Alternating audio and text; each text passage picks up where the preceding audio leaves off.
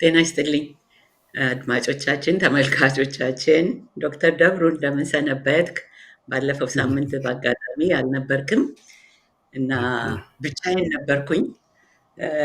ዛሬ እንግዲህ እንዳለፈው ሳምንት የጤና መንገድ እንዳለፉት ሁለት ዝግጅቶች ሰው እንደሚያስታውሰው ታስታውሳላችሁ ብለን ተስፋ እናደርጋለን።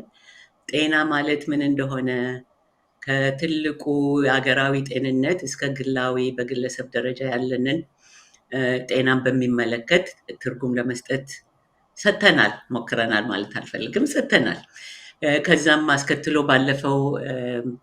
ባለፈውም ደግሞ ዝግጅት በሁለተኛው ቁጥር ላይ አንዳንዶቹ ለረዥም ጊዜ የደረሱብን ችግሮች በሚለመዱበት ጊዜ ይሄ በአውሮፓውያን በዚህ በፈረንጅ ሀገር ለርንድ ሄልፕለስነስ የሚባለው ተስፋ ቢስነት ወይም አቅመ ቢስነትን ይፈጥራል በወቅቱ አንዳንድ ነገሮች ካልተደረጉ በሚል እንደዚሁ መጠነኛ ትንታኔ ሰጥተናል። ዛሬም መንገዱ እንግዲህ የጤና መንገድ ስለሆነ ዛሬም ከዚሁ አስከትለን አንድ ህዝቡ ከሚያነሳው በዚህ አጋጣሚ በዩቲዩብ የሰማችሁን ሰዎች ለሰጣችሁን መልስና አስተያየት ማበረታቻ እናመሰግናለን። እንዲሁም ደግሞ ጥያቄዎች ልካችኋል። እንዲሆን የምትፈልጉት ወይም እንድንገፋበት የምትፈልጓቸውን ነገሮች አመላክታችሁናል እና በጣም እናመሰግናለን። በዛው እንድትቀጥሉም እንገፋፋለን። ከዛም ውስጥ አንዳንዱ ጥያቄ ያንን መሰረት አድርገን እንወያያለን በዛሬው ማለት ነው።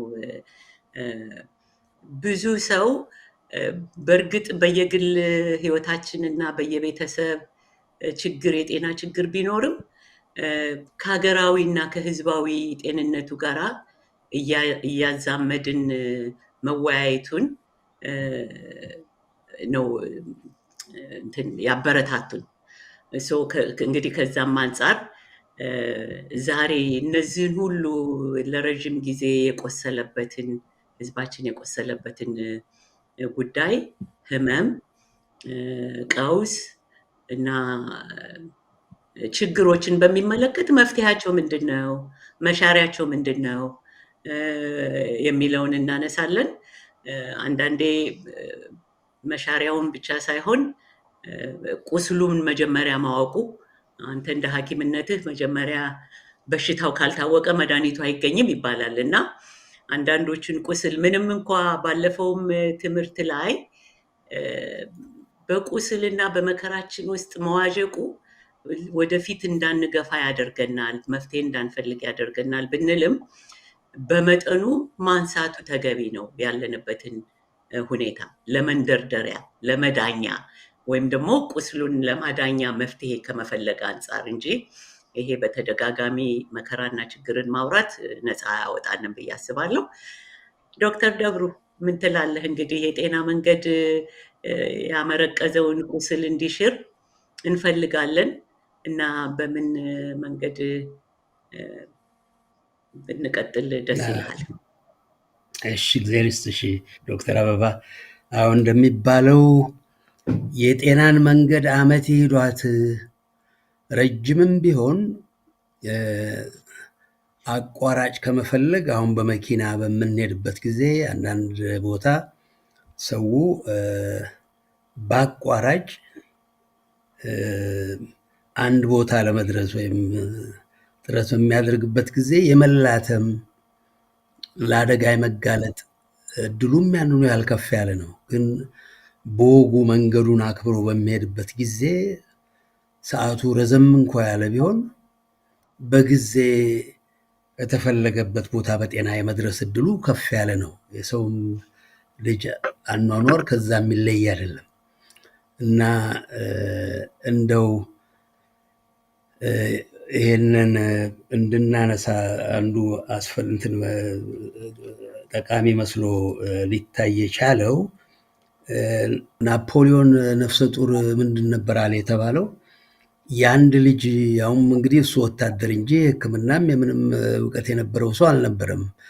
የአንድ ልጅ ጤንነት ገና ከነፍሰ ጡርነት በእናቱ ማህፀን ባለበት ጊዜ ነው የሚል ብሂል ነበረው አሉ እና ለእናቶች እንክብካቤ መደረግ እንዳለበት እንግዲህ አንድ ወታደር እና አሁንም የኛም እንትን የጤና ጉዳይ ከተነሳ በሀገራችን ውስጥ ለ90 ዘመናት ያህል በትንሹ ባጭሩ ያላሰለሰ ቁስል ይቆስል የነበረ ህዝብ አለ። በምንነቱ በአማርነቱ ወይም አማራና እንግዲህ ኃጢአቱ ደግሞ የሀገር አለኝታ መሆኑ ብቻ ነው እና ባለፉት 90 ዘመናት ሲባል እንደው የአእምሮም ሁኔታ እንትን ስለሆነ እንደምታስታውሱት ገና ለገና የሀገር ፍቅር የሚያንገበግባቸው ብዙዎቹ የተማሩት ናቸው በሚል ፈሊጥ ወደ 250 ባዕድ ሀገር የነበሩ ኢትዮጵያኖች እነሱን ነበር ጣሊያኖች መጀመሪያ አደን የገድ እንትን ያሉት የፈጇቸው። በተመሳሳይ ሁኔታ ነው እንግዲህ ደርግም ለ17 ዓመት ኢትዮጵያን ሰው አልባ ሲያደርጋት እነኛው አገርን ይመሩ የነበሩ ልሂቃንን ነበር በግፍ የፈጀው። በተከታታይም እንግዲህ እንትን የተባለው እንደው እንድንጠቅሰው በዚያም ጊዜ የዛሬ 90 ዓመት የጣሊያን ትልቁ ጠላት ብሎ እንትን ያለው አማራውና የኢትዮጵያን ቤተክርስቲያን ነው። ልብ እንበል። የበርካታው ህዝብ እምነት የተዋህዶ ቤተክርስቲያን ነው። የበርካታ የሀገሩ ዋልታና ምሰሶ የነበረው አማራው ነው። ለ5 ዓመት ያልተቃጠለ ቤተክርስቲያን ያልነደደ ካህን አለ ለማለት አይቻልም እና በርካታ ሺህ ቤተክርስቲያኖች ምዕመናን፣ አዋቂዎች የነደዱበት ነው። ባለፉት 95 ዓመት የኢትዮጵያን ቤተክርስቲያን ልሂቃኑ እንግዲህ የበርካታው የኢትዮጵያ ህዝብ በተለይ የአማራ ጦርነት የታወጀበት በሰላም የኖረባት ዘመን 33 ዓመት ብቻ ነበረች። ጠላት ኢትዮጵያን የወረረው በ1928 ነው። የለቀቀው በ33 ነው በአርበኞች እንትን። እንግዲህ በዚያም ጊዜ ይባል የነበረው በፈረንጆቹ ሰነድ እንደዛም ሆኖ ወደ 1 ሚሊዮን ህዝብ ያህል ነው አልቋል የሚባለው። 95 በመቶ አማራ ነበር። 94 በመቶ የኢትዮጵያም አርበኛ የነበረው አማራ ነበር ነው የሚለው የፈረንጆቹ አሃዝ። ያ እንዳባራ ደርግ ሲመጣ ኢትዮጵያ በጣም እምነት ሀገር ናት። የክርስትና የእስልምና የነበር ከምንም ሀገር የበለጠ ብዙ ህዝብ በእምነት ህዝብ የሚኖርባት ሀገር ኢትዮጵያ ከጥቂቶቹ ሀገሮች አንዷ ናት። ኮሚኒስት ነን የሚሉ ነበሩ 17 ዓመት በእምነት ላይ ጦርነት ያወጁ። እንግዲህ ማምለክን እንኳን እንደ ኃጢአት ይቆጥር የነበረ መንግስት ነው ለ17 ዓመት ደግሞ በህዝቡ ላይ እና ጤንነትን ባለፈው እንትን እንዳልነው የበሽታ መጥፋት ብቻ ሳይሆን የአካል፣ የመንፈስ፣ የስነ ልቦና፣ የአቅምም መሟላት ጭምር ነው። ጤንነትን፣ ጥሩ ውሃ፣ ዳኝነት፣ ፍትህ እነኚህ ሁሉ ያጠቃልላል ነው የሚባለው። ትክክልም ነው እና የእነኚህ መጥፋት ብቻ አይደለም።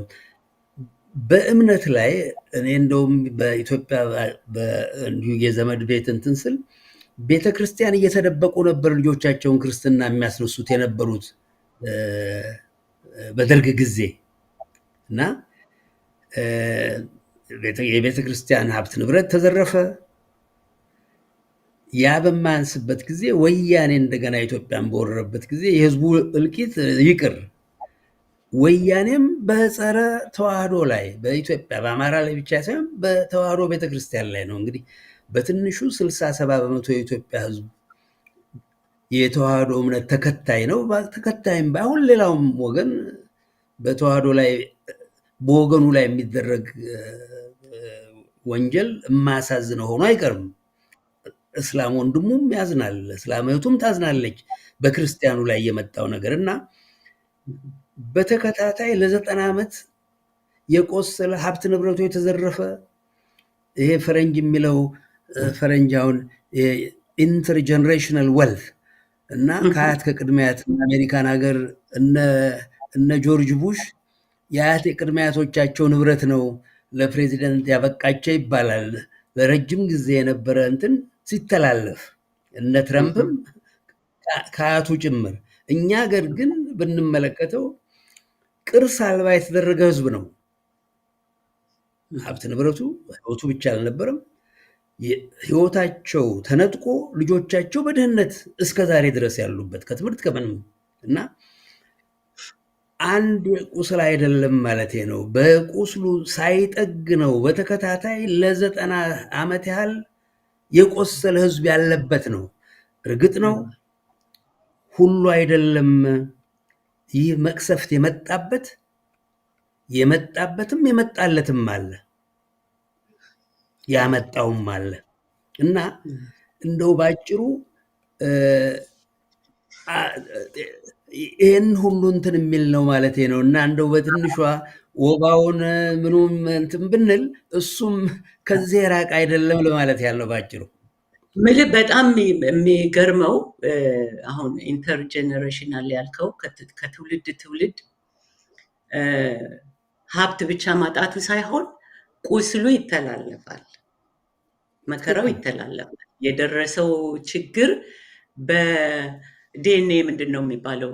ደብሮ አለው አማርኛ መለዘር በደንበዩ በእኛ የረቀቀ በደንበዩ በደም ይተላለፋል። ምን አሁን ያነሳቸውን ረዥም ጊዜዎች እንግዲህ አመርቂ ምንድን ነው የመረቀዘ የሚለው ክሮኒክ እንደማለት ነው ብልሃል ቅድም ስትገልጽልኝ እና ተከታታይ የሆነው ስታስበው እንደውም እኔ አንዳንድ ጊዜ ምን አይነት የታደልን ሰዎች ነን እላለሁ። ምክንያቱም የደረሰብን መከራ አሁን እንደውም ከጣሊያኑ አለፍ በልና ሁልጊዜ ብዙዎቹም ያነሱታል የአህመድ ግራኝ ወረራ በተባለበት ጊዜ እንዳትነሳ ተደረጉ በእነሱ በኩል ያወረራ ሲደረግ የተጨፈጨፈው የተገደለው የሸሸው በጣም ከፍተኛ መከራ ያሳለፈች ሀገር ነች። እንደገና ደግሞ የጣሊያኑ አሁን ስታነሳ በዘር ይተላለፋል ያልኩ በአንደኛው የዓለም ጦርነት ላይ ተከልክሎ የነበረው እነሱ ከፈጠሩት በኋላ ይሄ የጭስ ጋዝ የመስተር ጋዝ በአማርኛ ማለት ነው እንትን ያደረሰው ጉዳት ኢትዮጵያ ውስጥ ምን እንደሆነ እንኳ አሁን በደም ይተላለፋል በጄኔቲክ እንትኖቻችን ይተላለፋል እስከሚለው ድረስ ፋታ ስላላገኘ ያ ማህበረሰብ ኢትዮጵያ እንደ ሀገር ፋታ ስላላገኘች ያንንም መመርመር አልቻልንም። በወሎ እስከ ደሴ ድረስ ተመቷል በዚህ ጭስ ጋዝ። ባሌ ድረስ ባሌ ሲዳሞ የኢትዮጵያ አርበኞች እዛ ድረስ በጎሬላ ተዋጊነት ሄደዋል።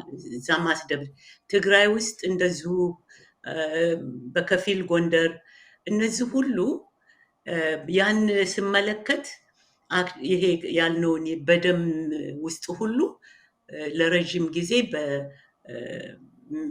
በሚውቴሽን በመፍጠርም በለው በማጥፋት መተላለፍ መልካም ነገር እንዳይተላለፍ እና ለካንሰር ለተለያዩ ነገሮች እንዲዳርገን ያደረገ ነው እና ምን ያህል ይሄ ያመረቀዘው በምን ደረጃም እንደሆነ እንደው ሰው ዝም ብሎ ፖለቲክሊ ወያኔ መምጣቱ ጣሊያን መምጣቱ ምናምን አይደለም። ጤነኛ ህዝብና ጠንካራ ህዝብ ቢሆን ያን ከደመሰሰ በኋላ ይገነባ ነበር ራሱን። ግን ያ ያመረቀዘው በተከታታይ ስለሄደ ለአሁኑ ትውልድ አለመነሳት ለአሁኑ ትውልድ የጤንነት መታወክ ሁሉ አስተዋጽኦ አለው ብዬ ነው የማስበው እና ትክክል ነህ። ስለዚህ እኛ የጤና መንገድን ስለሆነ የበሽታ መንገድን ሳይሆን የጤና መንገድን ስለሆነ የምንጠቁመው አንተ ካልከው ላይ የምጨምረው ምንድን ነው ለረዥም ጊዜ ሄዷል ይሄ ነገር ቅድም እንዳስቀመጥከው በጣሊያንም ጊዜ ሄዷል፣ ፋታ አላገኘንም። ግን በጣሊያን ጊዜ የተደረገው መከራ አባቶቻችን አያቶቻችን ያንን ተወጡት። በአህመድ ግራኝ ጊዜ የተደረገውንም መከራ ከዛም በተለየ የምልህ የታሪክ ሰዎች ብዙ ያውቃሉ፣ ይናገራሉ። የተለያየ ጦርነት ተካሂዶበታል በኢትዮጵያ ላይ የውጭ ወረራ። ያን ሁሉ እንዲያመረቅዝና መፍትሄ እንዳይሆን ካደረገው አንዱ ብዬ የማስበው ራስ በቀል የሆነው የውጩ ሳይሆን ከራሳችን እንትን የወጡ አብራክ የወጡ ኢትዮጵያን የመሰሉ እንዳልኩት ከአህመድ ግራኝ ከነ ቱርኮች ወረራ ያ ሁሉ በታሪክ የተጻፈው ዶክተር ጌታቸው እንደዚህ ያስቀመጡት የጋላ ወረራ የሚለውን መጽሐፍ ከተመለከትክ ሰው ሊነሳበት በማይችል ደረጃ እንደገና ኢትዮጵያ አገግማ ስንት ፈላስፋዎችን ቤተክርስቲያን እንደገና ተሰርቶ ችላ ነበር ከውጭ በመጣባት ጠላት።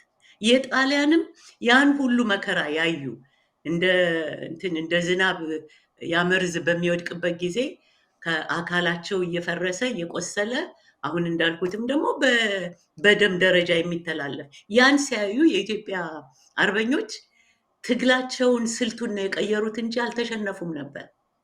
ወደ በረሃ ገብተው ባለው በተራራችን ምድራችን በሰጠችው ስትራቴጂክ እንትን ለመቋቋም በቁ።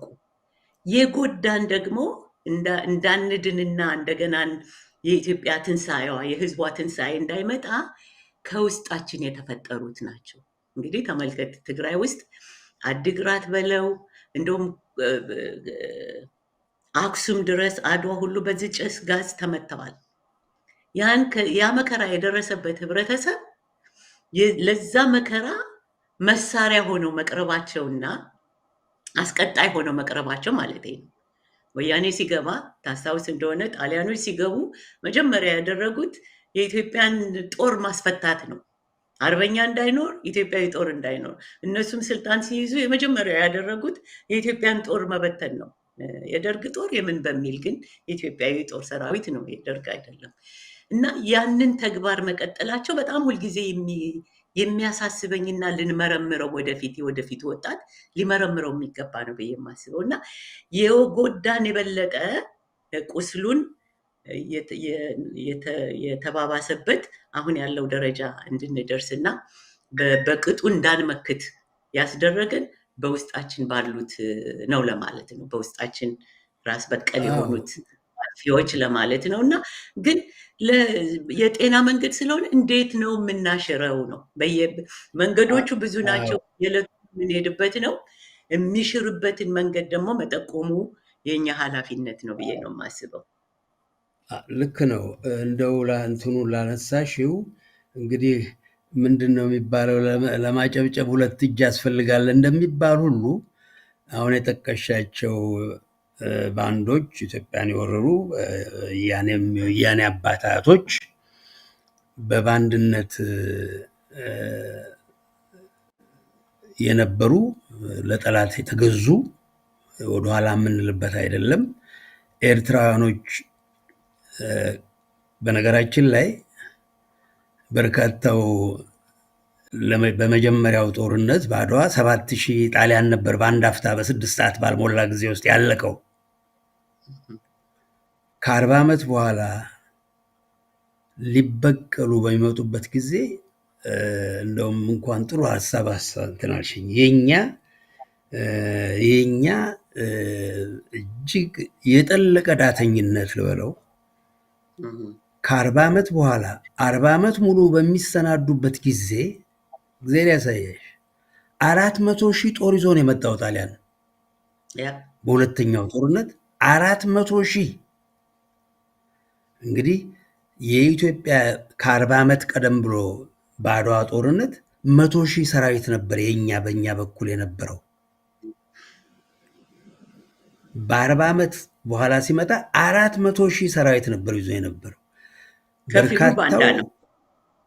በከፊሉ ባንዳ ነው። ከባንዳው በነገራችን ላይ በርካታው ኤርትራዊ ባንዳ ሊባል አይገባም፣ ምክንያቱም የጣሊያን አካል ነበረ። ሶማሌውም ባንዳ ሊባል አይገባም፣ ሊቢያውም የጣሊያን ግዛት የነበረ ነው፣ ታዘው ነው። ትግሬው ግን በባንድነት የገባ ነው፣ በብር የተገዛ ነው። 400,000 ጦርነት ይዞ የገባ ጣሊያን ነው። በዚያ ጊዜም እንደው በጣም እንደው ያለፈ ነገር መቼም ያቃጥላል። ይሄ በሚደረግበት ጊዜ በኢትዮጵያኖች በኩል ምን ነበረ ተስፋው? የዚህ ቀደም ሲል ሊግ ኦፍ ኔሽን የሚባለው መስራች አገር ስለነበረች ኢትዮጵያ አንዱ ቢነካ የቀሩትም አብረው ይቆሙልኛል የሚል ተስፋ ስለነበራት ፈረንጆቹን አምና ኢትዮጵያ ይሄ ይገጥመኛል የሚል እንትንም አልነበራቸው እና እርግጥ ሰው ስላመነ አይወቀስም። አያት ቅድመ አያቶቻችንን ለመውቀስ አይደለም። እኔ ግን ያ ትምህርት ሊሆነን ይገባል። በምንም አይነት ሌላው ሊታመን እንዳይገባ ያን ያደረገን መንግስት ነው። እንግዲህ ተስፋ ያደረገን መንግስት ነው። ጣሊያን እና አሜሪካ አብረው እንደው መደጋገም ይሆናል። አዎ የመሳሪያ ጠብ ተደረገባቸው። ብቻ የሚኖር በምኞት ይሞታል ይባላል። በባዶ ተስፋ የአውሮፓውያንን ማንነትና ሳይኪያቸውን ውስጣዊ ህይወታቸውን ባለመገንዘባቸው በትክክል መስሉ ባለማወቅ ያ ነው እንግዲህ ደጋግመን ዛሬም ምን አሁን በየጊዜው እንኳን ነገር ያነሰዋል። አሁን ፈረንጂን ደጅ ሲጠና የኢትዮጵያ ቀለም ቆጠር ኩባይ እና አሜሪካ እና አውሮፓ እኔ ይህን ያህል ዓመት ውጭ የኖረ ሰው ውጭ መኖርም ባላስፈለገ አያት ቅድመ አያቶቻችን እንደውም ቀደም ሲሉ በእነ ምኒልክ ጊዜ የነበሩ የጠላትን ምንነት ያውቁ ስለነበር ፈረንጁን እርስ በርሱ ያዋጉት ነበር። እኛ ፈረንጅ ሀገር ለረጅም ጊዜ የኖርን ሰዎች እነኚህን ሰዎች 40 ዓመት ሙሉ አቤት ሲባል ይህን ሁሉ ወንጀል ሲያስፈጽሙ የሆኑን ሰዎች እነሱን ደጅ መጥናት ምን ያህል አላዋቂነታችን ነው እንትን የሚገልጸው እና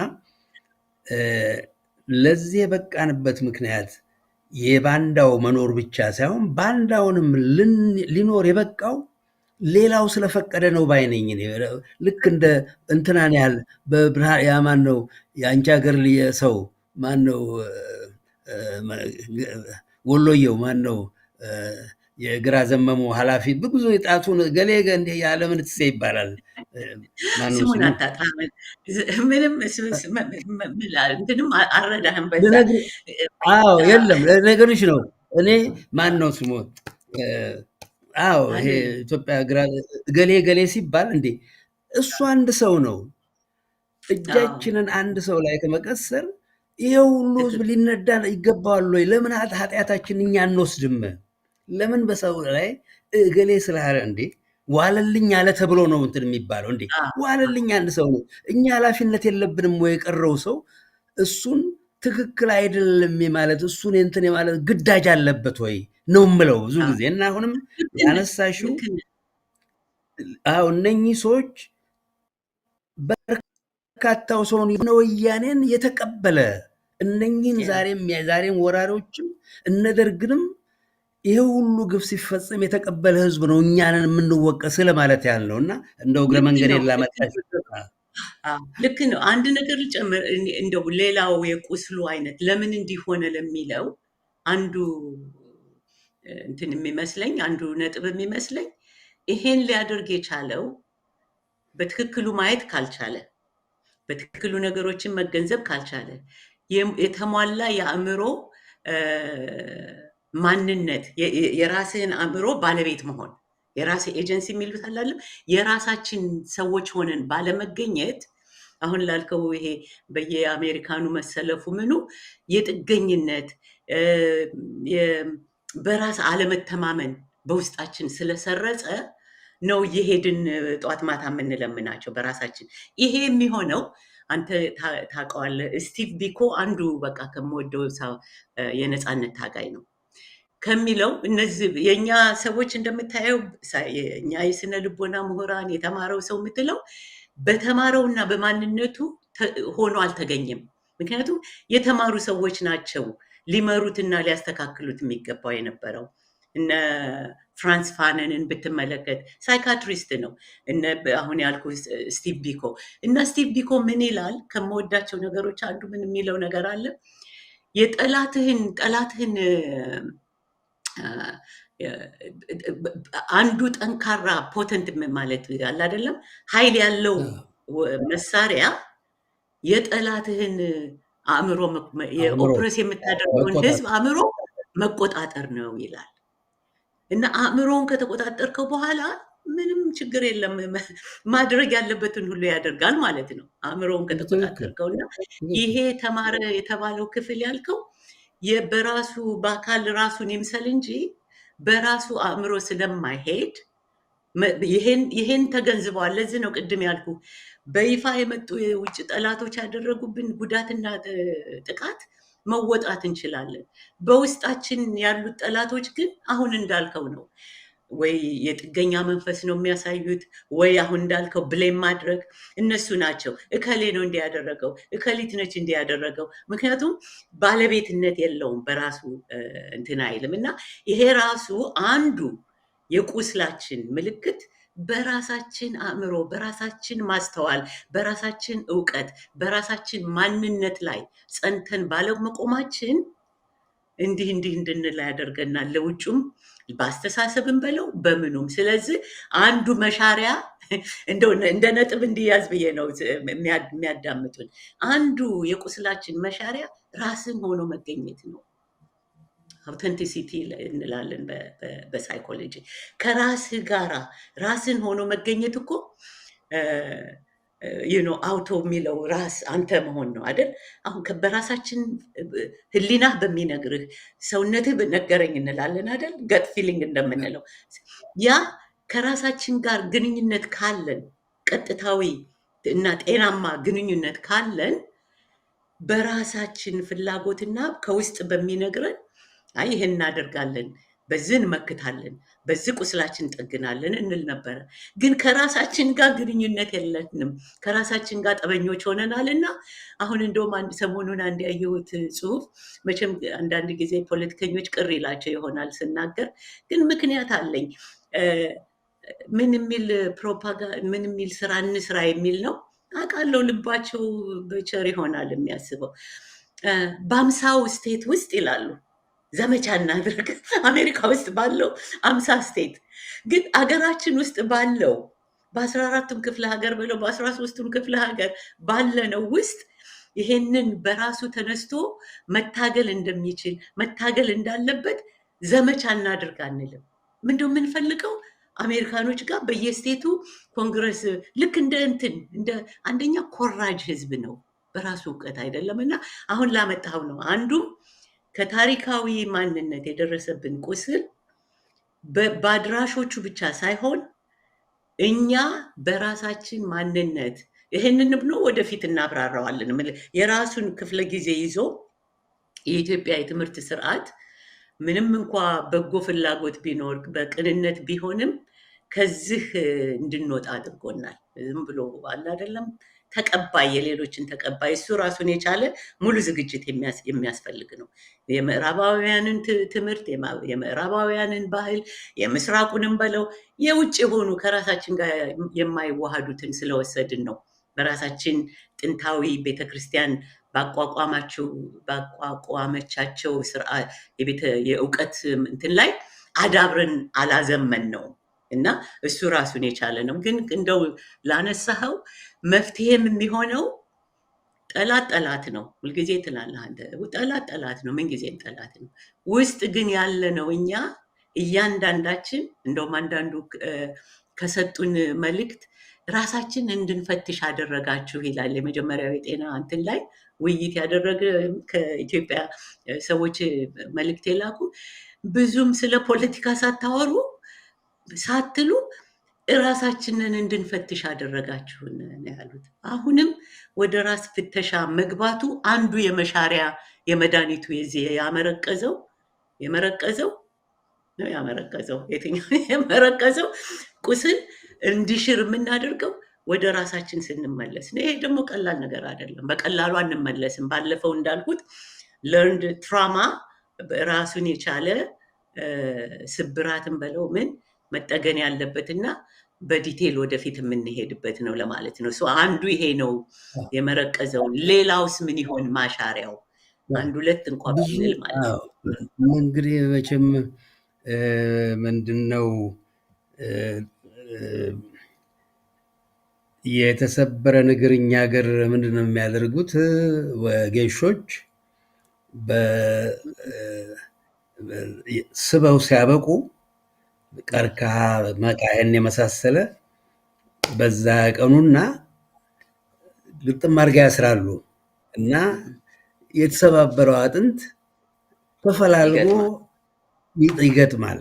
እና ማንኛውም እንግዲህ አሁን በዚህ ምንድነው ስሙ በዚህ በዘመናዊው እንትን ካንሰር የሚባለው ህመም በሚከሰትበት ጊዜ በርካታ የሕክምና ዘርፎች አሉት። እንደ በሽታው አይነት ነው። መድኃኒቱ ኬሞቴራፒ ይሉታል። ኬሚካል ከሚለው ያው ከንጥረ ነገር ሳቢያ ነው። ሌላው ደግሞ ጨረር ነው። ሬዲዮ ቴራፒ የሚባለው እንትን አለ። ሌላው ደግሞ የሰውነታችን ራሱ መከላከያ ኢሚዩኖቴራፒ የሚባል አለ። ከሰውነታችን ጤነኛ ተከላካይ ህዋሳት ተመልሶ ደማችን ውስጥ ተከቶ አቅም ሊሰጥ የሚያሰኝ የአእምሮም የሳይኮቴራፒ እነኚህ ሁሉ ድምር ናቸው። እንግዲህ አንድን ሰው ለጤንነቱን ያ ነገር ከተፈጠረ በኋላ ሊመለስ የማይችል ስለሆነ አንዳንዴ ቀዶ ጥገናም አለ። ሰርጂካል ቀዶ ጥገና እንደውም ጥሩ ምሳሌ የቆላ ቁስል የሚባል አለ። እኛ ሀገር ትሮፒካል አልሰር ይሉታል። ቆላ ሀገሮች፣ ህንድ፣ እስያም አፍሪካ እንትኖች የሚከሰቱ ቁስሎች አሉ እና እንደውም ይሄንን ካነሳው ላይ ዶክተር ደብሩ እግር ላይ ነው እግር ላይ እንትኑ ቆዳው ይላጥና በርካታ ባክቴሪያ የተለያዩ ባክቴሪያዎች ናቸው እና በመድኃኒትም አይሽር ብዙ ጊዜ ምንድን ነው የሚደረገው? ከልምድ እንትን የተባለው ነው። ቁስሉን ቀፎ በትንሿ ማውጣቱ እንትን አይለውም። ጤነኛውም አካል ጭምር ተቀፎ ነው ይወጣና ከመቀመጫችን አካባቢ ይላግና ቆዳ በስሱ እሱ ይለበዳል። ግራፍቲንግ ይባላል በሕክምና በእንትኑ ላይ ይጠጋል። አንዱ መድኃኒት እንትን ነው እና ምንድን ነው ደቾች አንድ አባባል አላቸው። እንደውም ምን ይላሉ? ዛክት ሄልሜይስተርስ ማከ ስቴንከንደ ቮንደን ይላሉ። እንዲው ለስላሳ የሆነ ሐኪም ያመረቀዘ ቁስል ይተዋል። ሙልጭ አድርጎ ያን የቆሰለውን እንትን እንደማውጣት እንደው ዳር ዳሯን ብቻ እንትን በሚልበት ጊዜ እንደውም የባሰ እንትን ያደርገዋል። እና ምንድን ነው እንግሊዝም እንደሚለው ነው desperate problems require desperate solutions ይላል። እና እኛም ልንጋፈጠው የሚገባ ሀቅ አለ። የተጓደለ ለ90 ዓመት የታጎለ ፍትህ አለ እኛ ሀገር ውስጥ። እነ ራሻ በርካታ የምስራቅ ሀገር እንትኖች ሀገሮች 74 ዓመት ነበር በዚህ በሶሻሊዝም ላይ ማነው የቁም ስቅላቸውን ያው የነበሩት። እንደኛ ሀገር በነገድ ላይ ያተኮረ አልነበረም። በአድም አይደለም በሀገር ውስጥ ያለ እንትን ነውና በርካታው በድንቁርና የተፈጸመው ወንጀል ካሳ እየተከፈለ ንብረታቸውም እየተመለሰ ነው። የዛሬ 2-3 ወር ግድም ላይፕሲክ ነበርኩኝ። ላይፕሲክ ምስራቅ ጀርመን እና አንድ የአክስቴ ልጅ አንድ አያት ልጆች ሐኪም እሱን ልጠይቅ ነበር የሄድኩት እና አገሪቷ ከእናቷ ከጀርመን ጋር በምትቀላቀልበት ጊዜ ምስራቅ ጀርመን አንዱ መንግስት ያደረገው እንትን ንብረታቸውን ለባለቤቱ መመለስ ነበር እና ዛሬ እጹብ ድንቅ የነበሩ ህንፃዎች በርካታ ሰው እየመጣ የጎበኛቸው የነበሩ ናቸው። እነኛ ሀብት ንብረታቸው የተቀሙ ሰዎች ሽረዋል። ዛሬ ልጆቻቸው በትንሹ ተዋርደው ቤት ስለቀለሱ ብቻ እንደ ወንጀለኛ ንብረታቸው ተወስዶ የነበሩ ሰዎች የነሱ ዝርዮች ርስታቸውን፣ ቤታቸውን እንዲረከቡ ተደርገዋል። ረጅም ከዚህ ከቁስሉ ጋራ እንደው እንዲሰመርበት ፈልጌ ነው። የቆላውን ቁስል ስናክም ግራፍት ተደርጎ ያልከው እና ይሄ ለስላሳ ሆዱ የማይጨክነው ሐኪም ዳርዳሯ አነካክቶ ብቻ በሽታው። አዎ፣ ይሄ እንግዲህ አሁን አዎ። የኛ ማህበረሰብ በሚያደርገው ትግል የምንጠይቀው ስር ነቀል ለውጥ ነው የሚያስፈልጋት የምንለው ነው ማለት ነው። በጣም ጥሩ። ፖለቲካ እሱ አዎ ልመጣበት ነበር። ልክ ነው።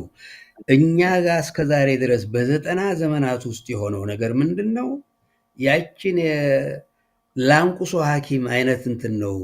ወንጀለኞች ሳይቀጡበት የተነጠቀ ንብረት ሳይመለስ እንደውም ወንጀለኞች የልብልብ በቅቷቸው አገር ወደኋላ የምልበት እንትን አይደለም። ዛሬ ኢትዮጵያን የወረሩ የምላቸው ኢትዮጵያን በወረሩበት ጊዜ የዛሬ 450 ዓመት በዚያ ጊዜ ውስጥ የፈጸሙት ወንጀል ሳያንስ አገም ጠቀም በመደረግ ምንም ባለመደረጉ ዛሬ እንደውም የመጡበትን ህዝብ እናጥፋው ደርግ ወደኋላ የማንልበት ነው። እኔ ያልኩት አይደለም። የደርግን ምንድነው ስሙ የኢትዮጵያን ምንድነው አብዮት የሚባለውን የሲአይኤ መረጃ እኛ ስለ ሀገራችንም በርካታውን ነገር ከፈረንጅ ነው የምንማረው የሚያሳዝነውንና እና የነኚህ ሰዎች የኦሮሞ ዛሬ ኦሮሞ በሚባለው በነሱ እንትን በሚሉበት ጊዜ ሲአይኤ የጻፈው 1974 በነሱ እንትን የጋላ ሬቮሉሽን ብሎ ነው እንትን የሰየመው።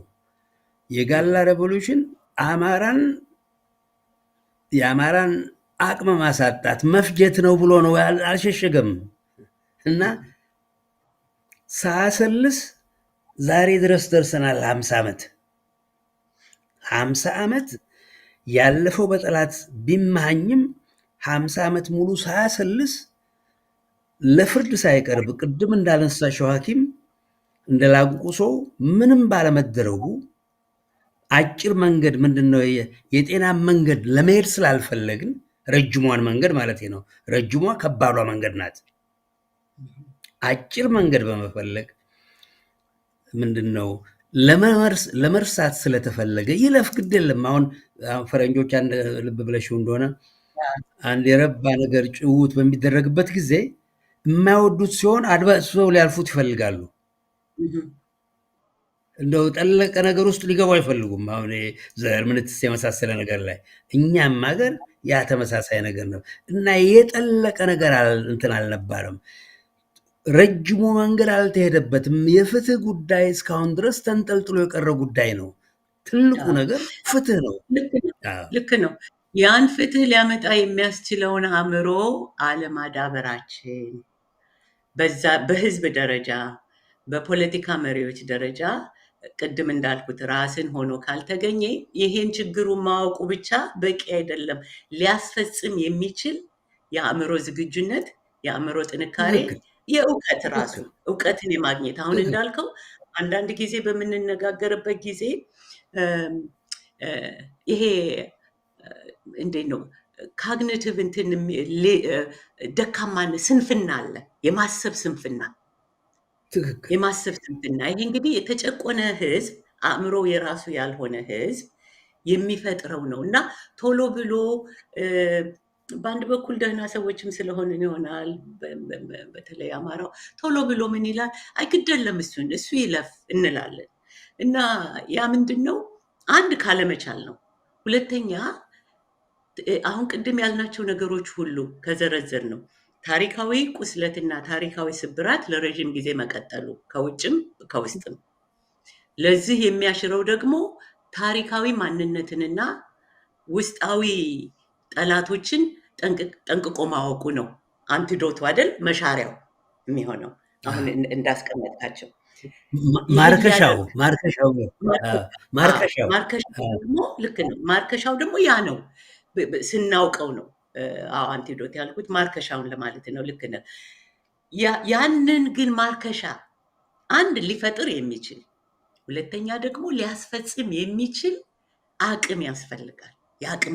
የውስጣዊ አቅም ያ ሁሉ መላሸቁ ያልኩት የአስተሳሰብ ደካማነት እና እነዚህን ደካማነት ቅድም እንዳልከው ብሌም ከሌ ብሎ ከመውቀስ የምናመልጠው ይሄ የሚሸፈነው አስፈላጊ ያልሆነ የዚህ ሀገር ፖለቲካል ኮሬክትነስ ቅድም እንዳልከው ኮሬክት ሸፋፍነው በመሄድ ወይ ደግ ሰው በመምሰል እንትን እንለዋለን፣ ግን አይደለም። ማወቅ ያለብን በሽታውን በቅጡ ካላወቀው መፍትሄ አታገኝም።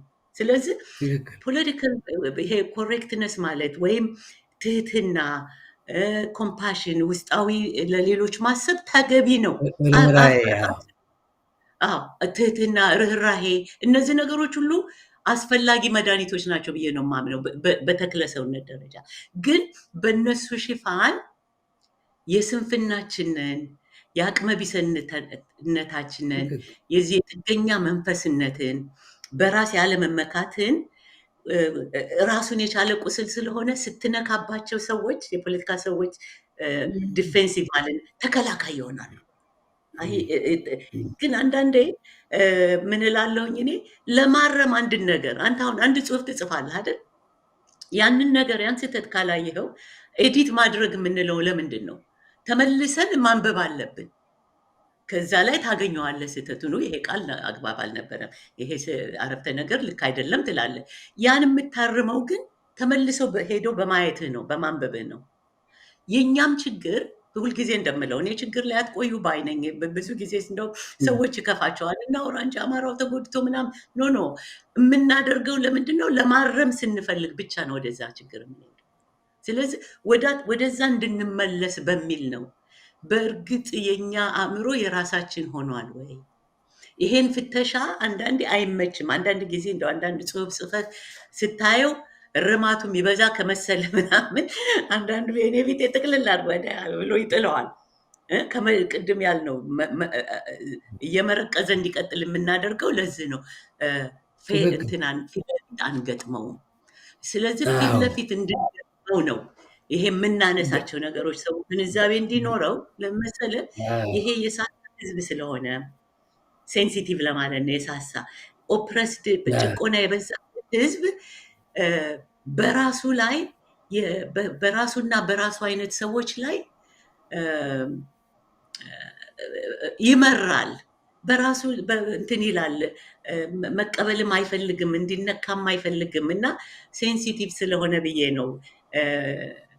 ለምን እንደሆነ ብናየው የተሻለ ነው። ቅድም ያልከው ነው። የጤና መንገድ ብዙ ጊዜ ይወስዳል እንደምንለው ቁስሉንም እንትኑንም ገለጥ አድርገን ብናይ አንተ ታውቃለህ፣ ሐኪሞች የስጋ ቁስልን ነው አንተ የአእምሮ ቁስልም የዛን ያህል ፔንፉል ነው። የስጋን ቁስል አምጥተህ በአልኮል ስትጠርገው ያቃጥላል አይደል?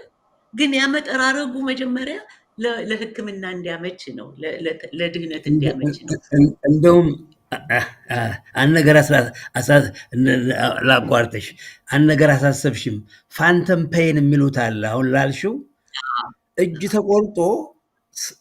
ተቆርጦም እጅ በአጋጣሚ በአደጋ በህይወት ያለ ይመስል ህመም ይሰማቸዋል ሰዎች እና የግድ እጁን መኖር የለበትም ላልሽው እንትን ነው። እና አሁን እሱ ላይ እንጨምርልህ ፋንተም ፔን። ምክንያቱም ያ ፔን፣ ያ ህመም፣ ያ ቁስል እጁን ቢሄድ እጅን የሚወክለው የአንጎል ክፍል ቀርጾ አስቀምጦታል። እና እንደውም ወደፊት መፍትሄውንም አሁን ለፋንተም ፔን መፍትሄ የምናደርጋቸው ዘዴዎች አሉ፣ ሚረር ኑሮን በሚል ሌላ ጊዜ እንወያይበታለን። ግን ያመጣኸው ነጥብ ምንድን ነው? የአእምሮው ራሱ አእምሮም ውስጥ ያለው ፔን፣ ህመም ሰው ማየት አይፈልግም። ተጎድቷልም። ያልተጎዳውም ደግሞ ይሄ የተማረ ክፍል የምትለው በዚህ በሐሰት ማንነቱ ላይ ስላለ ይሄ ኢጎ የምንለው የራስ ማንነት ተከላካይ ይሆናል። ቶሎ ብሎ እሺ አይልም። እና ማባበል አንዳንዴ ማባበል ስለማበዛ ነው እኔ ቀስ አድርገን መንገሩ እንዲመለከቱት ያደርጋል። አሁን ካነሳው ቁስልንም ስናክመው መሰረቱ ማከም እንዳለብን ስር ነቀል ለውጥ ነው ኢትዮጵያ የሚያስፈልጋት። እስከዛሬ ጠጋግነን ይሄድ ነው። ከምዕራቡ ወደ ምስራቅ ብንሄድ፣ ከምስራቁ ወደ ምዕራቡ ብንመላለስ አልጠገነውም። ስለዚህ ያን እናድርግ። ሁለተኛ ደግሞ ያለፈውን ህመም በቅጡ አለመገንዘብ። ይሄ ብዙ ጊዜ አንተም እኛም በምናደርገው የውስጣዊ ውይይት የሐሰት ትርክትን መናድ ስንል ነበር አይደል? ይህንን የሐሰት ትርክት በቅጡ ማስተማር፣ በውሸት ላይ ወጣቱ ወዶ አይደለም። አሁን ያለው ወጣት ለዚህ ሰለባ የሆነው ፈልጎ ሳይሆን የተሰጠው ትምህርት በወያኔ ጊዜ ለ30 ዓመት ለ40 ዓመት ለ50 ዓመት የእውነቱን ውሸት ውሸቱን እውነት ተደርጎ ቀርቧል። ያም አንድ ሕክምና ነው ማለት ነው። ለዚህ ቁስሉ እንዲሽር ለማድረግ እውነተኛ ታሪክን እውነተኛ ማንነትን ማወቅ፣ ሁለተኛ ስር ነቀል የሆነ ስለሆነ የሚያስፈልገው ለስር ነቀል ለውጥ የሚያበቃን የአእምሮ ዝግጁነት ያስፈልጋል። አእምሯችን የኛ መሆን አለበት። እነዚህን ደግሞ በዝርዝር እናቀርባለን። አእምሮ ነፃ ካልሆነ ምንድን ነው የአፍሪካ ትግል የጸረ ቅኝ ግዛት ትግል ላይ ሰው አይቶ እኮ የተማሩት ሰዎች ያሉት ምንድን ነው? መጀመሪያ ፍሪ ደ ማይንድ ፍሪ ደ ላንድ። ምድሯን ነፃ አገሪቷን ነፃ ከማድረግ በፊት አእምሮን ነፃ ማድረግ አለብህ። ኮሎናይዝድ በሆነ በጥገኞች አእምሮ ተይዘህ ብትንቀሳቀስ የትም አትደርስም። መጀመሪያ አእምሯችን ይሄው ነበር። አያት ቅድመ አያቶቻችን በገዛ ትጥቃቸው በገዛ ብረታቸው ካሳ የሌለበት የጠለቀ የመጠቀ አእምሮ ስለነበራቸው ለሌላ መኖርን እንደ ትልቅ ጸጋ የቆጥሩት ስለነበር ዛሬ እቤቱ መጥቶ የሰማሽው ነገር ነው። ይህን ሰሞን እነኛ አረመኔዎች ህፃናት ልጆችን ፋኖ ጡታቸውን ድረስ ገለው ቀረጣጥፎ የሚጥሉ አረመኔዎችን ለመቋቋም የማይችል ህዝብ ሊኖር የቻለበት አንዱ ቅድም እንዳልሽው በእግሩ የኤጀንሲ በእግሩ ሊቆም የሚችል የአያት የቅድመ አያቶቻቸው ልጆች ሞትን የናቁ ሆነው ስላልተገኙ እንግዲህ ከሞት እኔ እንደው ለሚያስብ እንትን አንድ አክስት የምትለው እንትን ነበራት። እንዲሁ ሲከፋት መሳሪያ የማይለያት ነበር። በደጉ ጊዜ ጠላቴ ጠዋት ሞቶ በዳው ማለት ጠላቴ ጠዋት ሞቶ እኔ ልሙት ማታ፣ የሺህ ቀን ዕድሜ አንድ ቀን ደስታ። ይሄ የሰው ልጅ ባህሪ ነው። ፍትህን ማየት የማያስደስተው ሰው የለም። ሕፃኑም ምኑም የተቀጣና ህዝቡ ያን ደረጃ እንዲታጠቅ የመንፈስ ትጥቅ ነው ትልቁ ነገር። እኔ እንደው ለመዳን ላልሽው ባለፈው የዛሬ 2-3 ዓመት ግድም መሰለኝ ቤት ያፈርሱ ነበረ አዲስ አበባ ውስጥ። ያው ዛሬም ማፍረስ ይህን ሰሞን ታዘው አቁመዋል አሉ መሰለኝ። በሚያፈርሱበት ጊዜ ነፍሰ ጡር ሚስቱን ይገሉበታል ቤት ደርምሰው እና የተቃጠለ አንበሳ ነው ሄዶ ብረቱን ገዛዝቶ 6-7ቱን ያጋድማል። ለ6-7 ወር ያህል ቆማሉ ቤት ማፍረስ። የሚገርም ነው። እኔ ባደግኩበት አያቶቼ በነበሩበት ሐረርጌ ጨርጨር 5ቱን ዓመት በአርበኝነት ዱር ቤቴ በነበሩበት፣ በነገራችን ላይ ፊታውራሪ በላይነሽ ሲባሉ ሰምተሻል? አዎ በደንብ እንጂ ጀግና እና ፊታውራሪ በላይነሽ አርበኛ እና እነሱ 5ቱን ዓመት ጠላትን ባጥረበረቡበት ጊዜ ፈረንጅ በሚሄድበት ጊዜ 20-30 መኪና እንትን እያለ ነበር ከቧቸው ሄድ የነበረው መቁረጥ እና ምንድን ነው ለዚች ምንድን ነው ሼክስፒር ላይ ይባላል መሰለኝ እንደው በእንግሊዘኛ ልበለው እና በአማርኛ ተረጉመዋለሁ። It is better to live a glorious life of an hour than to live a life of a century without name or fame አለ ይባላል። ሼክስፒር እንግዲህ ዛሬ 400-500 ዓመት የነበረ ሊቅ ነው። ምንድን ነበር በሱ ጊዜ እንኳን አንድ ሰው በክብር የ1 ሰዓት መኖር ይመረጣል እድሜ ልክ በባርነት ከመኖር ነው እንትን የሚለው እና የቆረጠን ህዝብ ጠላትም ይፈራዋል እኮ ጠላትም ይፈራዋል የቆረጠን ግን እንዲቆርጥ እንዲቆርጥ የሚያስችለው አእምሮ እንፍጠርለት ነው።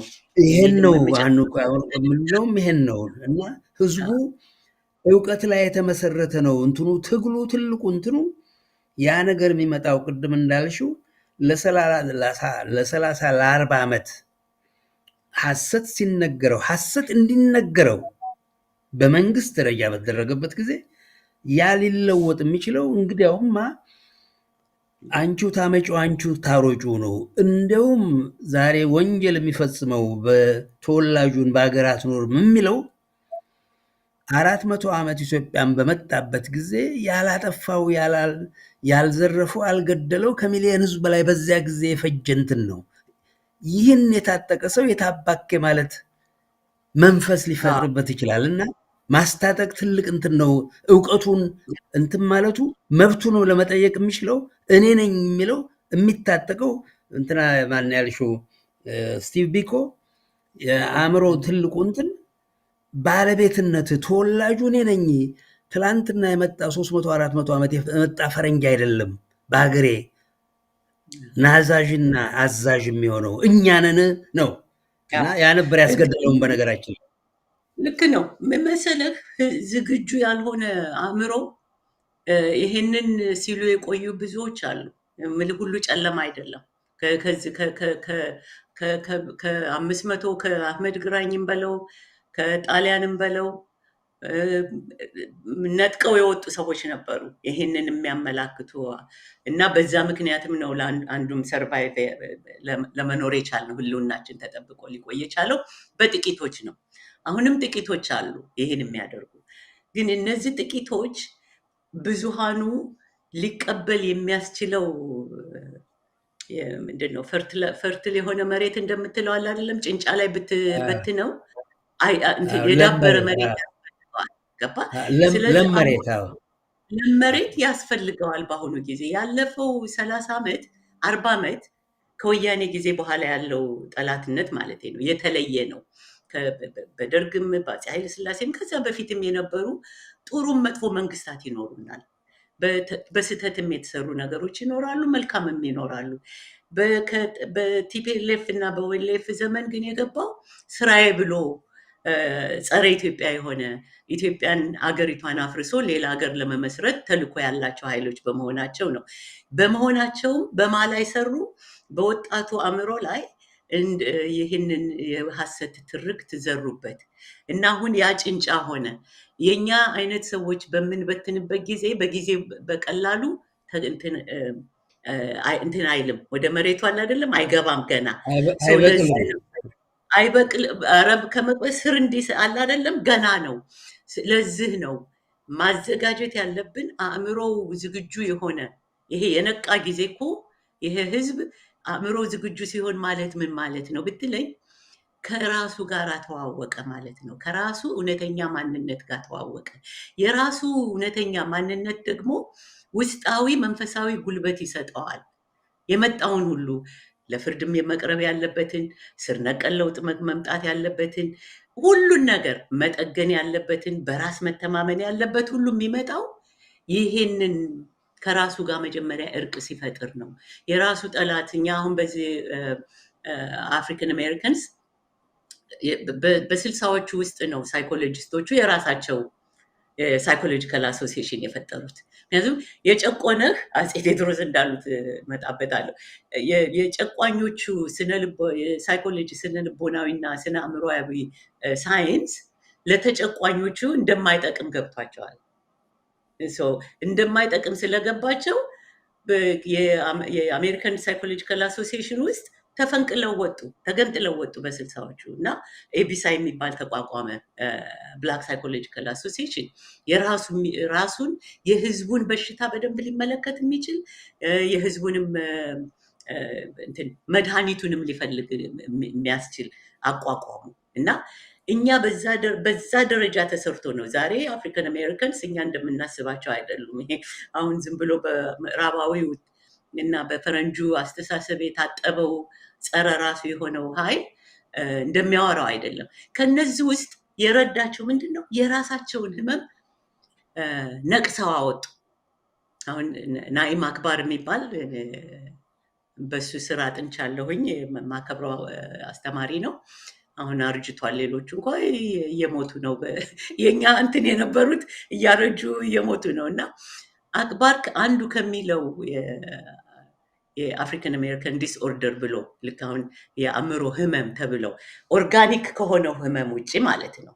ይሄ በአንጎሎ ውስጥ በተለያየ ምክንያት ከሚፈጠረው ህመም ውስጥ አንዱ ኤሊያን ሰልፍ ይለዋል። ከራሱ ማንነት ጋር የተራራቀ የራሱ ባዕድ የሆነ ሰልፍ የሚባለው ራሱ ማንነትን ፈጥሯል። የራሱን አንድ በል ይሄ እንደ ህመም ነው። ከኛም ጋር ይመሳሰላል። አንታይ ሰልፍ የሚለውም አለው ከራሳችን ጋር።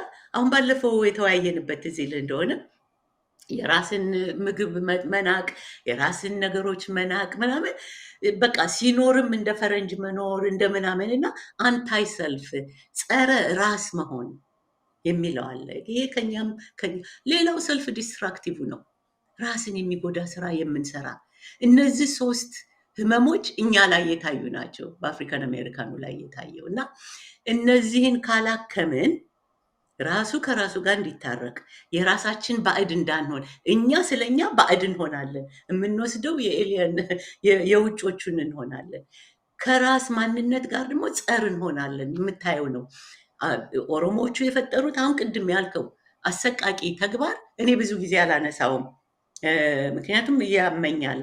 ህመም ነው ያልነውም ለዚህ ነው፣ ያመኛል። ሁለተኛ በጠራ መንገድ እንዳላስብና እነሱ የሚፈልጉት ብስጭት ውስጥ፣ እነሱ የሚፈልጉት ንጭንጭ ውስጥ፣ ማማረር ውስጥ፣ ማጉረምረም ውስጥ እንድገባ አልፈልግም። መፍትሄውን እንዲያስፈልገኝ ባለፈው ሳምንት ይሄን ነው ለማለት የሞከርኩት። እና ማጉረምረም ምን በሚበዛበት ጊዜ የበታችነት ተግባር ነው፣ ወደ መፍትሄው እንዲወስደን። እንዲህ አይነት ኃይሎች አሉ፣ እንዲህ አይነት አጥፊዎች አሉ። እኔ ይሄን ለሚያደርጉት ለኦሮሞ ማህበረሰብ ተወላጆች በጣም ከፍተኛ ጭንቀት አለኝ። ለወደፊት የሚፈጠረው ትውልድ በአእምሮም ጤነኛ እንደማይሆን የሚተውላቸው ታሪክ ሰው ጨቅጭቆ እንትን በማለት የሰው ደም በመጠጣት ይሄንን እነ አብይ የሚያስደርጓቸው ነገሮች በሙሉ እንደ ሰው ሊኖሩ የማያስችላቸው እንጂ አሸናፊ ሆነው ኦሮሞን መስርተው አገር ሆነው የሚኖሩ አይደሉም። ይሄን እናውቃለን። በአሸናፊነትም አይወጡም። ከእንደዚህ ግን ለወደፊቱ ራሱ ከፍተኛ ጠንቅ ነው እና ጸረ ራሳቸው የመሆን ባለፈው አንተ አንስተዋል። ራስን ማጥፋት እንዴት እንደ ኤፒደሚክስ እንደሆነ እንደ ወረርሽኝ እንደበዛ። ስለዚህ ታማሚውም ተጠቂውም አጥቂውም ለዘላቂው ለዚህ ለእንትኑ ለስር ነቀሉ እንትን ለውጥ መዳን ያለባቸው ኃይሎች ናቸው፣ መወገድ ያለባቸው ምግባሮች ናቸው ለማለት ነው። እና የመንፈስ ጥንካሬም አንዱ ነው።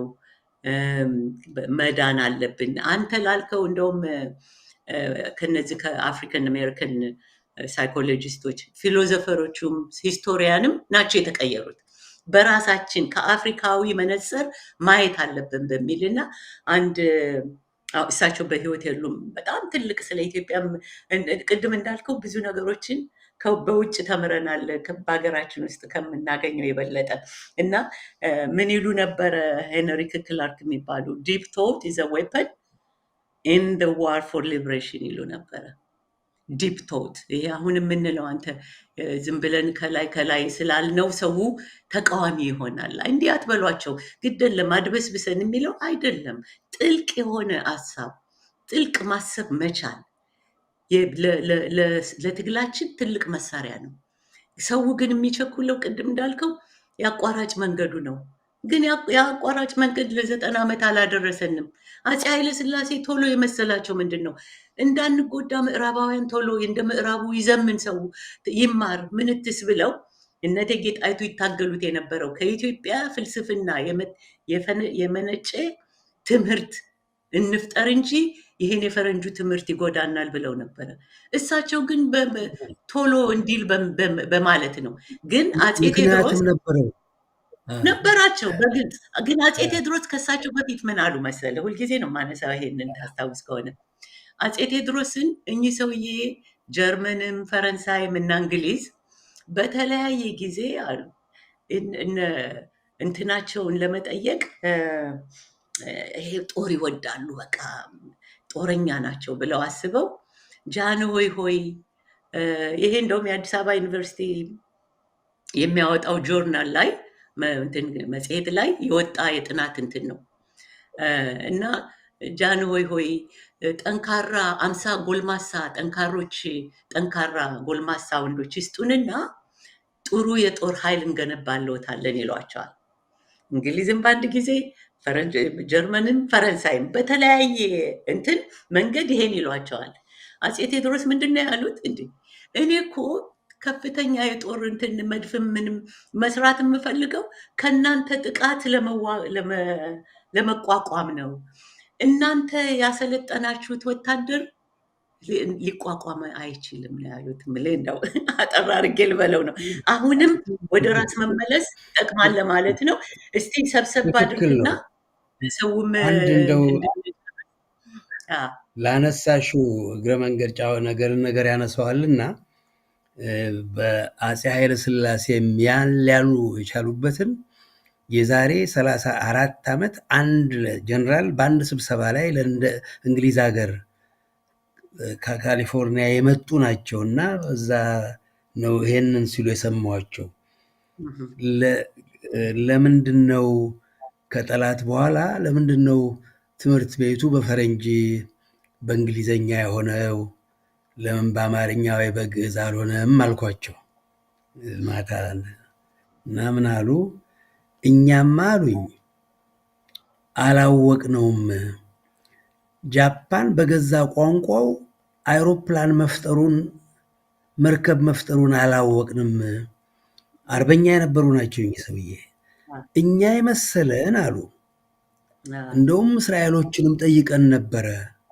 በኋላ እዛው ውስጥ እንግዲህ የጃንሆይ መንግስት ከተመለሰ በኋላ ነው እንዴ ሂትለር ሊፈጃቸው እሱ እንኳን ሊጨርሳቸው ሞክሮ ያላለቁ ሰዎች እምቢ ብሉን እንዴት እናደርጋቸዋለን ብለው አከላከሉ አሉ አንዱ።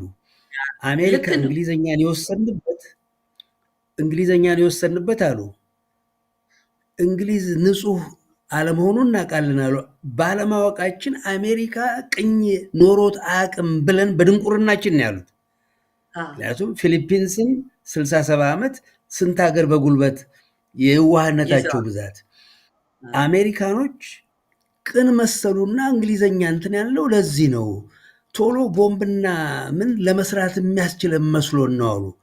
ጃንሆይም ብታነሺ ጃንሆይም በእኛ በኢትዮጵያ ባህል አልነበረም ማደጉ የተባለው። ፈረንጆች ናቸው ያሳደጓቸው። ፈረንሳይ ነው ጣሊያን እንትናቸውና ጠቅላላ አዎ ቀደም ሲል ይደረግ የነበረው የኢትዮጵያ ነገስታት እንትኖች አምባ በሚባል ቦታ ታጥረው ምን ብለው በፈረሱ በጉግሱ በምኑ ነበር። ጠቅላላውን ከዛ ተለያየን እና አላማው ለደግነት ነበር። እነኚህ ሰዎች እንትን ያደረጉት ይበጀናል ብለው ነው። ግን እንዳልሽው የጃፓኖቹ ምን እንዳደረጉ አንድ ቆይቷል። እንደውም አንድ ጽሁፍ የዛሬ 30 ዓመት ገደማ ጽፌ ነበረ በኢትዮጵያን ምሁራን የአእምሮ እንትን ብዬ እዛ ላይ ስመረምር ካገኘኋቸው ነገሮች አሁን እንዳልከው ጃፓንም ኢትዮጵያም ከጦርነቱ በኋላ ጃፓንም በንጉስ ስር ነበረች። ሁለቱም ሀገራቸውን ለማሰልጠን ወደ አውሮፓና አሜሪካ ተማሪዎች ልጆቻቸውን ይልካሉ። ከላኩ በኋላ የመጀመሪያው ዙር ሲመለሱ የጃፓኑ መንግስት ጃፓኖች እንደ ፈረንጆች እንዲሆን አፍንጫቸውን ምን ብለው በቃ በእነሱ ባህል እንትን ብለው ሰክረው ተመለሱ። የኛዎቹም እንደዚሁ። የጃፓኑ ንጉስ ግን ቀጣቸው ነው የሚለው። ደፍሬ እስከምን ድረስ እንደቀጣቸው መናገር አልፈልግም። ግን ከዛ በኋላ ነው በሚሄዱበት ጊዜ የሀገራቸውን ባህልና እንትን የባህል ኮንስሌት አብሯቸው እንዲማር የተደረገው። እኛ ግን የተዘናጋ ህዝብ ነበረ እንዳልከው። አፄ ኃይለ ሥላሴን በለው ደርግም ምዕራቡ ኮሚኒዝም ምናምን የሚያድነው እየመሰለው ነው፣ ከጭቆና የሚያወጣው እየመሰለው ነው። እንደዚህ አሁን እንዳለው እንደዚህ በግልጽ ጸረ ኢትዮጵያ የምትባል ሀገር መኖር የለባትም ብለው እንደመጡት ጠላቶች አልነበሩም። ግን ይሄ ለዚህ ነው ዲፕ ቶትን ያነሳሁልህ የሄንሪ ክለርክ ጃን ሄንሪ ክለርክ በጥልቅ ማሰብ አለብን። ከላይ ከላይ ስናስብ እዚህ ችግር ላይ እንወድቃለን። የጤና መንገድም ጠምዛዛም አስቸጋሪ መራራም ቢሆን ሐኪም መርዝ ቅድም ኪሞቴራፒ ብለሃል። እኔ ብዙም የምዳፈረው የማልወደው ሕክምና ነው፣ ግን ታሞ ነው የሚድነው አይደል? ያማል። መድኃኒት ስትሰጠው ሊያም ይችላል እና ያን መንገድ እንውሰድ ነው እና እስኪ ጠቅለል አድርገህ ለዛሬው እንደ መደምደሚያ ሰዎችም እንዲያስቡበት የኛ ዝግጅት የሚጠራው የላቀ የሚሄደው ብዬ የማስበው በአድማጮችም ምክንያት ነው። አድማጩ ከፍ ባለ ደረጃ እንዲያየው ዝም ብሎ ይሄ ዝም ብሎ የመሰዳደቢያ ወይ የመወዳደሻ ነገር ሳይሆን ወደዚህ ጥልቅ አስተሳሰብ እንዲገባና ህብረተሰባችን እንዲድን ወጣቶቹ መሳሪያ እንዲሆናቸው የበለጠ እንዲሆን ስለምናስብ ያን ልናደርግ የምንችለው ግን እነሱ በሚሰጡን አቴንሽን እነሱ በሚሰጡን ደረጃ ነው እና ከዛ አንጻር ለዛሬው ቁስል ብለን የመረቀዘው ቁስል እንዲድን ያልናቸው ነገሮች አሉ። እነሱን እንግዲህ ሰብሰብ አድርገን እስከሚቀጥለው ሳምንት ድረስ እናስብበታለን። ጥያቄ ሲልኩልን ግልጽ ያልሆኑ ነገሮችም ካሉ ደረጃውን ካሊበሩ ነው የሚባለው ከፍ ከፍ ማለት አለበት ከተለመደው። ምክንያቱም ደብሩ እኔ ወቅሳለሁ ብዙ ጊዜ መዓት እንትኖች አሉ፣ ዩቲዩብ አለ፣ መዓት ብዙ ወሬ አለ፣ ወሬ ወሬ ወሬ። ከዛ የተለየን መሆን አለብን። ከዛ የተለየ ነገር ለማቅረብ ነው። ወሬው ቢበዛ መከራው ቢበዛ ይህን ብንለው ካለንበት አንድ እርምጃ ወደፊት የሚያስደርገን ያን ልናደርግ የምንችለው ደግሞ እኔ እናንተ ወይም የኛ ቢጤዎች እየመጣን በምናደርገው ውይይት ብቻ አይደለም። ቅድሚያ ለመሬት ያስፈልጋል። የተኛው አንተ እንደምትለው ነፍስ ያለው ነው የምትለው አይደል? ብዙ ጊዜ ነፍስ ያላቸው ብዙ ኢትዮጵያውያን አሉ ብዬ አስባለሁ። የሚሸሹት ምን ይሄ ህዝብ ተሳዳቢ ነው፣ ሄዳችሁ ብትናገሩ እንዲህ ነው ምናምን ይላል። አይ ህይወት የሚከፈልበትን ትግል ሰደቡን ብለን ወይም አመናጨቁን ብለን የምንከፋ ሰዎች አይደለንም እና እነሱም እንዲወጡ ጭምር ነው ለማለት ነው። ደብሩ ያንተ ነው። ምን እንግዲህ ልክ ነው። የጤናን መንገድ አመት ሂዷት ነው ቢረዝምም አደባብሰው ቢያርሱ በአረም ይመለሱ ነው። አያት ቅድመ አያቶቻችን ብዙ ነገር እንደውም ይህን ሰሞን ተክሌ አንድ ደስ የሚል ነገር ሲናገር ሰምቼ እርስ በርሱ ስጋን በኩበት ይጠብሱ አለ። እርስ በርሱ ስጋን በኩበት ይጠብሱ ነው እና ዛሬ በእነ አብይ አእምሮ ፋኖን ሊዋጋ ለህዝቡ የቆመን ፋኖ ሊዋጋ በአማራው ምድር የተገዙት ወታደሮች ስም አላቸው እምባጠባ የሚባሉ እና ሚሊሻና ምንድን ነው አድማ በታኝ ቃሉን ስለማልወደው በጃንሆይ ጊዜ ሚሊሻ የሚባለው ጋሸኛ ነበር ይባል የነበረው። በገዛ ብሎት አንዳንድ ጋሻ መሬት የሚሰጣቸው የኛ እኔ የነበርኩበት ተወለድኩበት እንትን ሻምበል ነጋሽ የሚባል ያው አባቴም ስም ነጋሽ ስለሆነ ሻምበል ነጋሽ የሚባል የአባቴ እድሜ የነበረ ሰውዬ ነበር ጋሸኛ የሚባል። ይሄ አሜሪካን ሀገር ምናልባት ከኛ ለመዱት ነው ብለው ቴሪቶሪያል አርሚ ይሉታል። በክፉ ጊዜ የሚነሳ ዛሬ በፈረንጃፍ እንደውም ሚኒሻ ሲሉ ትሰማለሁ። መቼም የሞት ሞት ነው እና እነኛን የሚጠቅስ ነው። ወገኖቹ ለነሱ የቆመን ፋኖ የሚዋጋው የተገዛ አማራ ነው እና ይህ ሁሉ እንግዲህ የሁሉ ነገር መሰረቱ መቼም ያው መጨረሻ ድንቁርና ነው። ሌላ ሊበድል የሚፈልግ ሰው ሁሉ ተሳካለትም አልተሳካለትም ተመልሶ የሚጎዳው እሱ ነው እና አሻቅበው ቢተፉ ተመልሶ ባፉ ነው እና ትልቁ ነገር ረጅም መንገድ ቢሆን ትክክለኛውን መንገድ ነው እንትን ማለት ያለብን። ፍትህ ነው የሚያድነው እና በእውቀት ላይ የተመሰረተ በምንድን ነው ይድረስ ይድረስ የሚል የትም አያደርስም። እንደውም ሌላ አንድ ሌላ ልሂቅ የተናገረውን ልጥቀስ። በጣም ደስ የሚያሰኝ አባባል ነው እና አምነው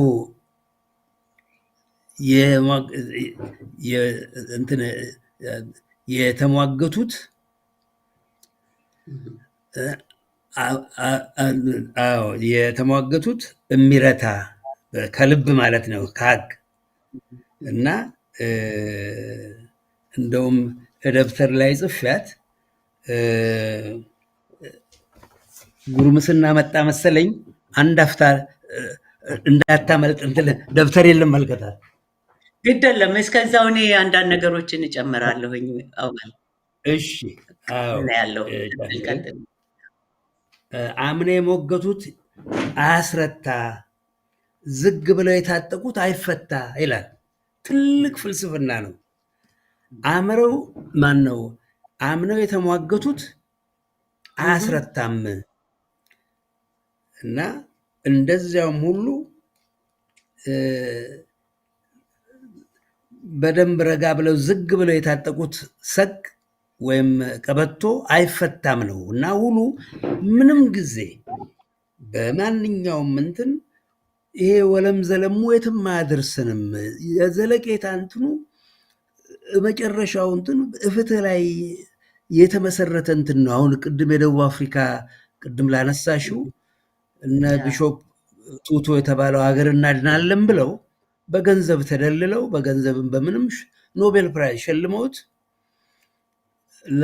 ከ1948 ከፈረንጆች መሰለኝ ምንድነው አፓርታይድ የተቋቋመው በ48 በ47 ከጠላት በኋላ ነው፣ ከሁለተኛው ዓለም ጦርነት በኋላ እስከ 94 ዓመተ ምህረት ያን ሁሉ ህዝብ ሲገሉ ሲፈጁ ሀብት ንብረቱን ሲቀሙ ዛሬ ድረስ 4% ብቻ ነው መሬቱ የደቡብ አፍሪካ መሬት በጥቁሮች እጅ ያለው።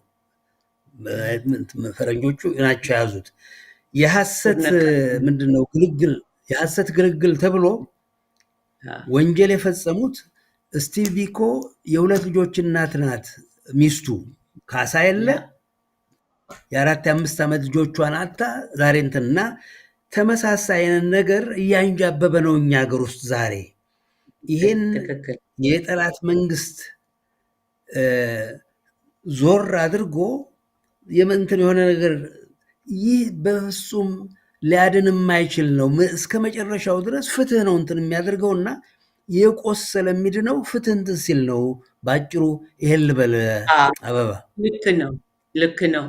ፍትህን ደግሞ ሊያመጡ የሚችል ሊያስመጣ የሚችል ፍትህ በሀገራችን እንዲነግስ ሊያደርግ የሚችል ህዝብና የህዝብ መሪ የህዝብ ድርጅት ያስፈልጋል። ያን ለመፍጠር የአእምሮ ነፃነት ያስፈልጋል እና አሁን ያልከው አቶ ተክሌ ያልከው አንዳንድ ጊዜ መከራውን አናብዛ የምልበት ምክንያት ለመነሻ ለፍትህ ሊታገር የሚችል ኃይልን ለመፍጠሪያ ሳይሆን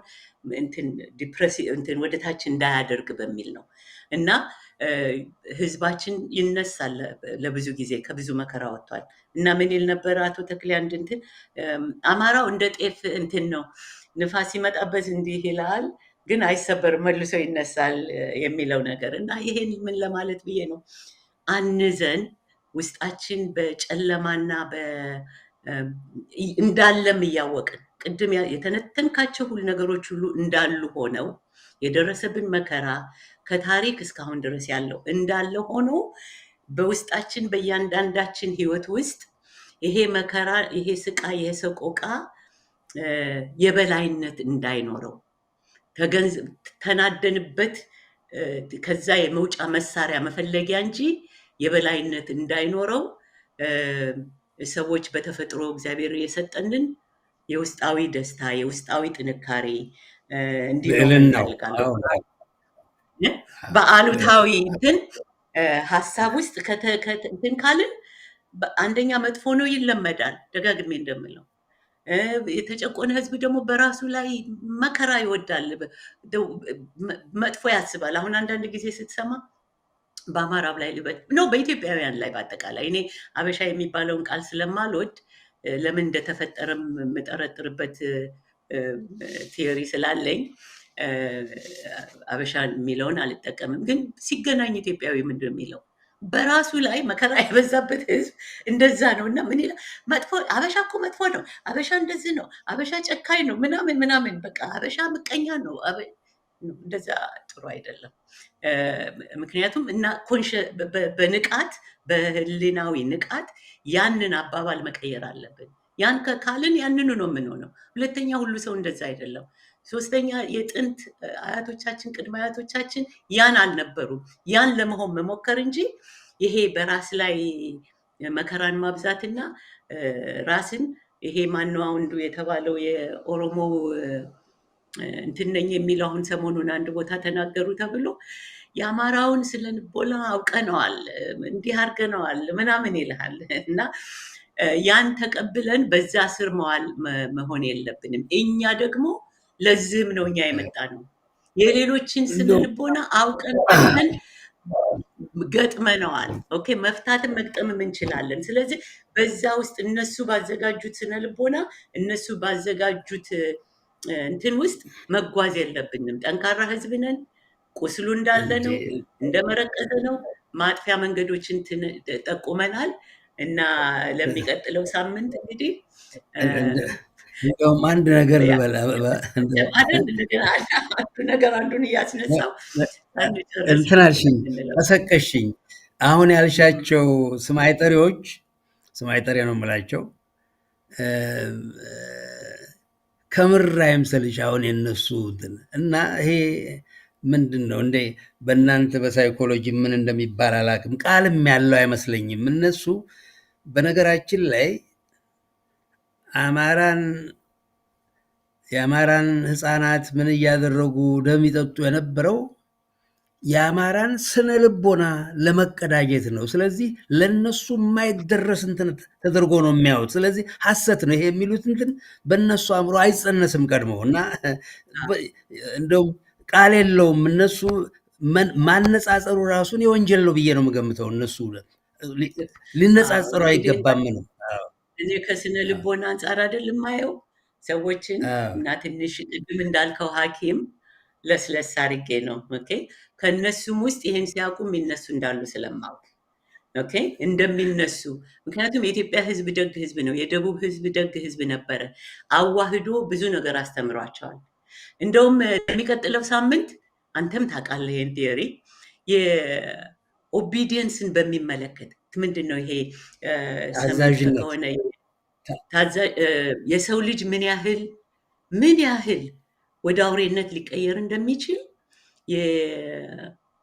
የስታንሊ ሚልግራም የሚባል ስተዲ ጥናት ነበረ፣ ኤክስፐሪመንት። ጆዎችን እንዴት አድርገው ጭካኔ ለምን አንድ ሰው እንደሚያደርግ እንደገና ደግሞ እዚህም ስታንፈርድ ኤክስፐሪመንት የሚባል አለ እና እሱን ሪሊ እናቀርበዋለን። ሰው አንዳንድ ጊዜ አርቀህና በስነ ልቦና በህሊና በሃይማኖት በመንፈስ በተለያየ ነገር ካላስተካከልከው የጭካኔው መጠን ይህ ነው አይባልም። እና እንደውም እሱንም አድሬስ እናደርጋለን። እሱን ነገር በነገራችን ላይ አበባ እኔ ባህል ይወስነዋል። ሁለት ሶስቱን አይቻለሁ። እንደውም አንድ ቃለመልሱ ላይ ደሜን አፍልቶታል። በእኛ ስነ ልቦና በእኔ ስነ ልቦና ያ ቅራቅንቦ እዚህ ግባ የምለው እንትንም አይደለም። በርካታው በአማራው መንፈስ የታነጸ በክርስትናም በእስልምናም በተለይ ራሱን በሚያከብር እንትን ላይ ፈረንጁ ለረጅም ጊዜ ታዛዥነትን አሁን የጀርመኖቹ በፌል ይላል። ትእዛዝ ነው። እንዲህ አይነት በተለይ የአማራው ትእዛዝ የሚቀበል ህዝብ አይደለም በነገራችን ላይ። ስለዚህም ነው ለምሳሌ የኦሮሞ ተብዬው ግደሉ ተብሎ እነገመቺስ እነ ምናምንቴዎች ይህም በሚሉበት ጊዜ ሰው ይገላሉ። 1 ሚሊዮን የአማራ ምሁራን አድርጉ ብሎ ቢለው አማራን አያደርግም። ጎረቤት ያለን ሌላ ህዝብ ግደል ተብሎ ቢባል አያደርግም፣ ታይቷልም። እና የፈረንጁ እንትን እንደው እኛ ላይ ብዙ እንትን አይለም ልልሽ ነው። በተለይ ወደፊት ያየዋለን። ለምን መሰለህ እኔ ለየት ያለ አስተሳሰብ ነው ያለኝ። ምክንያቱም ዛሬ ቅድም ምንድን ነው ያልከው፣ ስጋን በስጋ ያለው እንትን ያልከው ዛሬ እኔ ማንኛውም ሰው እንዲገደል እንዲጠፋ አልፈልግም። ኢትዮጵያም ውስጥ ሆነ እንኳን አፍሪካ ውስጥ በዓለምም እንደዚ አይነት እምነት አለኝ። ነገር ግን በአማራው ላይ አሁን የሚደረገው ጦርነት አማራውን በአማራ በማፋጀት ላይ ናቸው። ያን ኤክስፐሪመንት በማድረግ ላይ ናቸው እና እንደ ዋዛ እናየውም ማለት ነው። ሰው የማይሆነው ነገር የለም። የሰው ልጅ ካላነጽከው በስተቀር እና ካላስተካከልከው ለ30 ዓመት የተደረገበት ድርጊት ምን ውስጥ እንደሚከት አይታወቅም። ግን በሰፊው እንወያይበታለን። ጥሩ ነው።